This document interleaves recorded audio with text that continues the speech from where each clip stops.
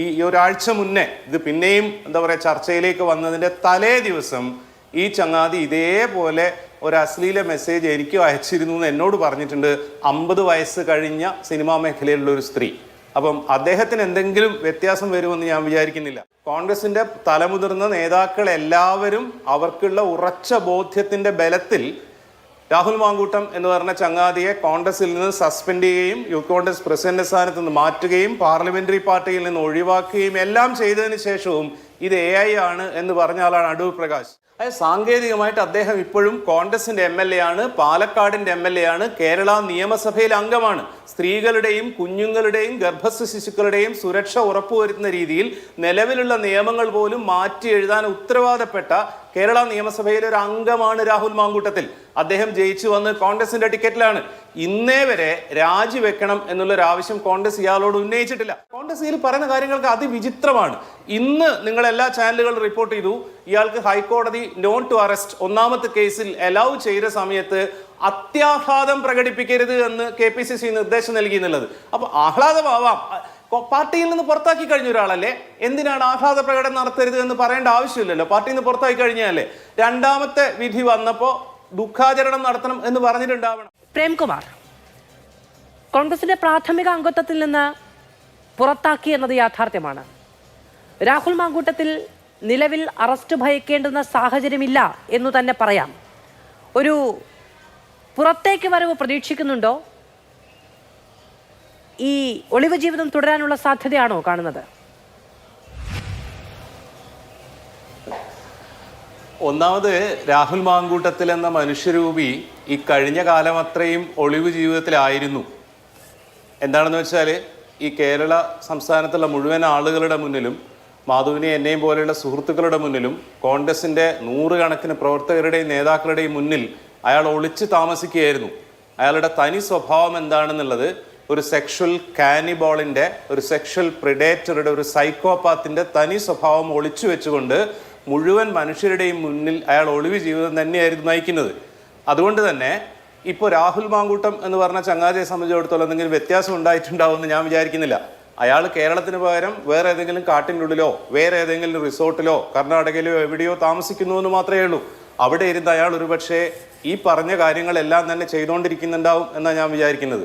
കാരണം ഈ 2ാം വട്ടം ഓഡിയോ പുറത്തു വന്ന് ഇത് പിന്നെയും ഈ ഒരാഴ്ച മുന്നേ ഇത് പിന്നെയും എന്താ പറയുക ചർച്ചയിലേക്ക് വന്നതിൻ്റെ തലേ ദിവസം ഈ ചങ്ങാതി ഇതേപോലെ ഒരു അശ്ലീല മെസ്സേജ് എനിക്കും അയച്ചിരുന്നു എന്ന് എന്നോട് പറഞ്ഞിട്ടുണ്ട്. 50 വയസ്സ് കഴിഞ്ഞ സിനിമാ മേഖലയിലുള്ള ഒരു സ്ത്രീ. അപ്പം അദ്ദേഹത്തിന് എന്തെങ്കിലും വ്യത്യാസം വരുമെന്ന് ഞാൻ വിചാരിക്കുന്നില്ല. പിന്നെ ഈ സംഭവം വന്ന നാൾ മുതൽ ഏറ്റവും എന്താ പറയുക ഏറ്റവും അപലപനീയമായിട്ടുള്ള മലയാളിയുടെ മൊത്തം സംസ്കാരത്തെയും ബോധത്തെയും ചോദ്യം ചെയ്യുന്ന ഡയലോഗുകൾ നിരന്തരം പറയുന്ന ആളാണ് അടൂർ പ്രകാശ് എന്നുള്ള UDFന്റെ ഭാഗ്യം ചെയ്ത കൺവീനർ. ശബ്ദം ആദ്യം കേട്ടപ്പോൾ ഓഡിയോ, അതായത് നിങ്ങൾ ഐഡൻറ്റിറ്റി റിവീൽ ചെയ്യാതിരിക്കാൻ വേണ്ടി എന്താ പറയുക സ്വഭാവം മാറ്റിയ ഓഡിയോ ടെലിവിഷൻ ചാനലുകളുടെ വന്ന സമയത്ത് ഇത് AI ആണ് എന്ന് പറഞ്ഞ ആളാണ് UDFന്റെ കൺവീനർ. എപ്പോഴാണ് ഇദ്ദേഹം പറയുന്നത് കോൺഗ്രസിന്റെ തലമുതിർന്ന നേതാക്കൾ എല്ലാവരും അവർക്കുള്ള ഉറച്ച ബോധ്യത്തിന്റെ ബലത്തിൽ രാഹുൽ മാങ്കൂട്ടം എന്ന് പറഞ്ഞ ചങ്ങാതിയെ കോൺഗ്രസിൽ നിന്ന് സസ്പെൻഡ് ചെയ്യുകയും യൂത്ത് കോൺഗ്രസ് പ്രസിഡന്റ് സ്ഥാനത്ത് നിന്ന് മാറ്റുകയും പാർലമെന്ററി പാർട്ടിയിൽ നിന്ന് ഒഴിവാക്കുകയും എല്ലാം ചെയ്തതിന് ശേഷവും ഇത് AI ആണ് എന്ന് പറഞ്ഞ ആളാണ് അടൂർ പ്രകാശ്. ആ അടൂർ പ്രകാശ് ഇന്ന് പറയുന്നത് മുഖ്യമന്ത്രിക്ക് മാത്രമേ അറിയുള്ളൂ എന്നുള്ളതാണ്. അതിനേക്കാൾ ദയനീയമായിട്ടുള്ളൊരു കാര്യം മുരളീധരൻ പറയുന്നത് കേട്ടു. അഡ്ജസ്റ്റ്മെന്റിനൊടുവിൽ നാളെ ഇദ്ദേഹത്തെ അറസ്റ്റ് ചെയ്യുമെന്ന്. ഇത് കാര്യങ്ങൾ നോക്കിക്കാണുന്ന നമുക്കറിയാവുന്നൊരു കാര്യമുണ്ടല്ലോ. അതായത് ഒരു ക്രിമിനൽ ഒഫൻസ് നടന്നാൽ സ്റ്റേറ്റിൻ്റെ ഉത്തരവാദിത്വം ആ ക്രൈം ചെയ്തു എന്ന് സംശയിക്കുന്ന ആളെ അറസ്റ്റ് ചെയ്ത് ജുഡീഷ്യൽ പ്രൊസീജിയറിന് വിധേയമാക്കുക എന്നാണ്. ജുഡീഷ്യൽ പ്രൊസീജിയർ എന്നുള്ളതാണ് പ്രധാനം. അറസ്റ്റ് ചെയ്യുക, ഇൻട്രോഗേറ്റ് ചെയ്യുക, custodial or non custodial interrogation എന്നുള്ളത് ഈ ജുഡീഷ്യൽ പ്രോസസ് സ്ട്രിക്റ്റ് ആയിട്ട് നടത്താൻ വേണ്ടിയിട്ടാണ്. അതിലേക്കുള്ള ഒരു സംഗതിയാണ് അറസ്റ്റ് എന്നുള്ളത്. പക്ഷേ ഒരു MLAയും രാഷ്ട്രീയ പ്രവർത്തകനും ഒരു സോഷ്യൽ ഫിഗർ, ഒരു ഇൻഫ്ലുവൻഷ്യൽ ഫിഗർ ആകുമ്പോൾ 2 കാര്യങ്ങൾ നടക്കും. ഒന്ന് സോഷ്യൽ ഓഡിറ്റ് എന്ന് പറഞ്ഞ സാധനമാണ്, പൊളിറ്റിക്കൽ ഓഡിറ്റ് എന്ന് പറഞ്ഞ സാധനമാണ്. 2ാമത്തെ ജുഡീഷ്യൽ പ്രൊസീജിയർ എന്നുള്ളതാണ്. ഇവിടെ മാങ്കൂട്ടത്തിന്റെ കേസിൽ കഴിഞ്ഞ 4-5 മാസമായിട്ട് നടക്കുന്നത് ഒരു പൊളിറ്റിക്കൽ ഓഡിറ്റിംഗ് ആണ്, സോഷ്യൽ ഓഡിറ്റിംഗ് ആണ്.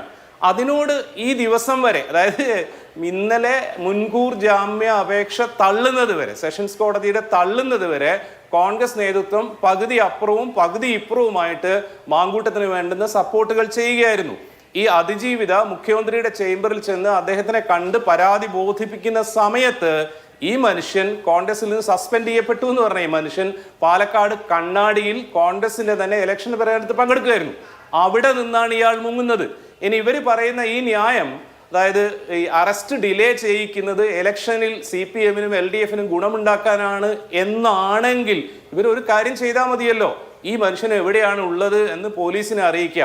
അല്ലെങ്കിൽ ഇപ്പോഴും കോൺഗ്രസ് തന്നെ ആയിരിക്കും രാഹുൽ മാങ്കൂട്ടത്തിലെ ഞാൻ വിചാരിക്കുന്നത്. കാരണം അവസാനം നമ്മൾ കേട്ട അയാളുടെ ഡയലോഗ് പ്രകാരം 2 കാലിൽ നടക്കുന്നിടത്തോളം കാലം ഞാൻ കോൺഗ്രസ്സുകാരനായി തുടരുന്ന പറയുന്നത്. അദ്ദേഹത്തിന്റെ കാലൊന്നും നഷ്ടപ്പെട്ടായിട്ട് നമുക്ക് ഇതുവരെ വാർത്തകളൊന്നും വന്നിട്ടില്ല. അപ്പൊ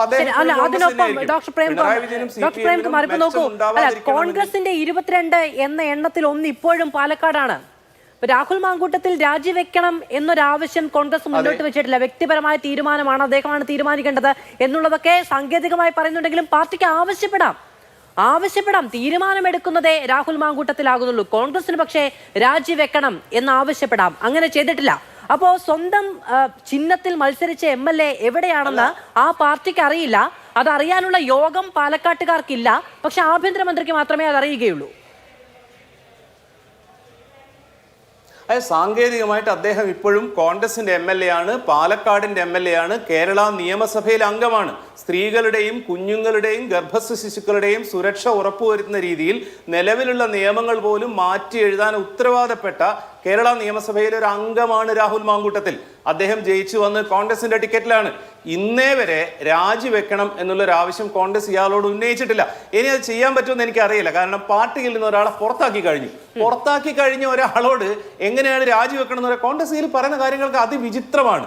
ഇന്ന് നിങ്ങൾ എല്ലാ ചാനലുകളും റിപ്പോർട്ട് ചെയ്തു, ഇയാൾക്ക് ഹൈക്കോടതി നോൺ ടു അറസ്റ്റ് 1ാമത്തെ കേസിൽ അലൗ ചെയ്ത സമയത്ത് അത്യാഹ്ലാദം പ്രകടിപ്പിക്കരുത് എന്ന് KPCC നിർദ്ദേശം നൽകി എന്നുള്ളത്. അപ്പൊ ആഹ്ലാദമാവാം, പാർട്ടിയിൽ നിന്ന് പുറത്താക്കി കഴിഞ്ഞ ഒരാളല്ലേ, എന്തിനാണ് ആഹ്ലാദ പ്രകടനം നടത്തരുത് എന്ന് പറയേണ്ട ആവശ്യമില്ലല്ലോ. പാർട്ടിയിൽ നിന്ന് പുറത്താക്കി കഴിഞ്ഞാലേ 2ാമത്തെ വിധി വന്നപ്പോൾ ദുഃഖാചരണം നടത്തണം എന്ന് പറഞ്ഞിട്ടുണ്ടാവണം. പക്ഷെ ഇപ്പോഴും നമ്മൾ കാണുന്നു UDF-ന്റെ എത്രയോ പ്രൊഫൈലുകൾ, എസ്പെഷ്യലി മുസ്ലിം ലീഗിന്റെ പ്രവർത്തകർ ആഘോഷിച്ചുകൊണ്ടിരിക്കുകയാണ്.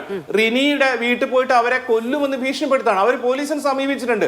അപ്പം കോൺഗ്രസിന്റെ ശരീരത്തിൽ നിന്ന് ഇയാൾ പുറത്തുപോയി എന്ന് പറയുന്നുണ്ടെങ്കിലും കേരളത്തിലെ ഒരു ചെറിയ വിഭാഗം ആഭാസന്മാരായ കോൺഗ്രസ്സുകാരുടെ മനസ്സിൽ രാഹുൽ മാങ്കൂട്ടത്തിൽ ഇപ്പോഴും അവരുടെ നേതാവ് തന്നെയാണ്. ആ ടീമിന് കോൺഗ്രസിലെ വളരെ തലമുതിർന്ന വളരെ സീനിയറായ ലീഡേഴ്സിനെ പോലും ഭീഷണി പുറത്ത് നിർത്താനുള്ള കഴിവുണ്ട് എന്നുള്ളതാണ് കോൺഗ്രസിന്റെ വലിയൊരു അപജയം. ഈ ചങ്ങാതിനെ പടിക്ക് പുറത്താക്കിയിട്ടും ബ്രഹ്മാസ്ത്രം പ്രയോഗിച്ചിട്ട് പോലും അത് അവരുടെ തലയ്ക്ക് തന്നെ വരുന്ന അവസ്ഥയാണ്.